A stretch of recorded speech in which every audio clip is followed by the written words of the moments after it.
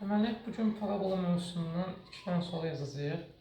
70-ci sualda deyir ki, P parametrinin hansı müsbət qiymətində bu funksiya 12-px kvadrat üstəgəl px üstəgəl 4-1-in təpə nöqtəsi absis oxu üzərindədir.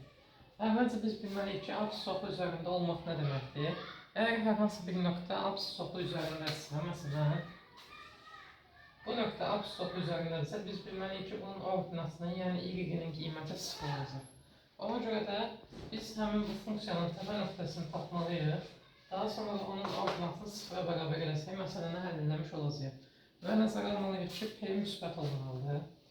Gəlin əvvəlcə təpə nöqtəni n və n şəklində yazaq. Təpə nöqtənin koordinatları mn nəzərə alsaq, bizə dediyimiz kimi ordinat lazımdır, yəni n. N-in düsturu isə mənfi diskriminant bölünsün 4a-dır. İndi bunu hesablamaq lazımdır. Mənfi diskriminantı necə hesablayırıq?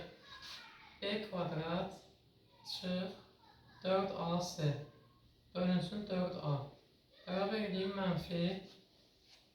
E bizdə P-dir. Olur P kvadrat çıxılsın 4 vur 4-də 1. Bura 12 çıxaq P. Bölünsün 4 vura 12 çıxaq P. Mənfi hesablayan qarşıda P kvadrat çıxaq 12 üstəgəl P. Böl 4 vura 12 çıxaq P. Dediyimiz kimi biz bu n-i 0-a bərabər eləməliyik. Əgər bu kəsr 0-a bərabərdirsə, onda surət 0-dır. P kvadrat çıx üstəgəl P çıx 12 bərabər 0. Qruplarına ayıraq P üstəgəl 4, P çıx 3 bərabər 0. Burada gördüyümüz kimi P'nin 2 dənə mümkün qiyməti var. Biri mənfi 4, biri isə 3. Bizə də müsbət dediyi üçün P'nin 3 qiymətini götürməliyik. Deməli, nə edik? Bir də deyək. Ordinat təpə nöqtəsi absis oxu üzərindədirsə, həmin nöqtənin ordinatı 0-dır. Ordinat 0 olmaq üçün də təpə nöqtəni n və n-lə işarələyib. N-in düsturu da mənfi diskriminant bölü 4a-dır. Hesablayandan sonra P-nin üçün 2 qiymət tapırıq. Bu qiymətlərdən biri mənfi, biri müsbət olduğu üçün şərtə əsasən müsbəti götürəcəyik. Daha sonra bizə deyir qrafik. 71-ci sualda deyir ki, y bərabərdir 2k çıx 5 x kvadrat çıx 2 olsun k çıx 1 x üstəgəl 3. Qrafik absis oxuna toxunur. Parabolanın indi absis oxu ilə hansı vəziyyətlərdə ola bildiyinə baxaq. Parabolanın absis oxuna heç toxunmayanda, tutaq ki, bu vəziyyətdə olanda və a-sı müsbət olanda diskriminant 0-dan kiçik olmuş olur.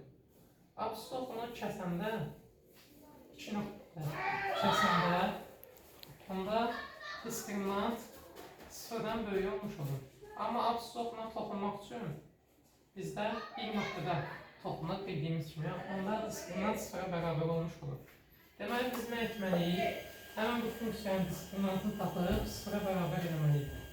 Funksiyanın diskriminantının da düsturu B kvadrat çıxılsın 4ac-dir. Bizdə B bu hissədə, A bura, C isə 3-dür. İndi onu hesablayaq.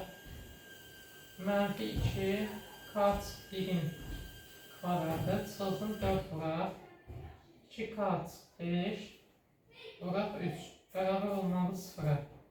Bunu hesablayaq indi 4 olsun k kvadrat çıx 8k üstəgəl 4.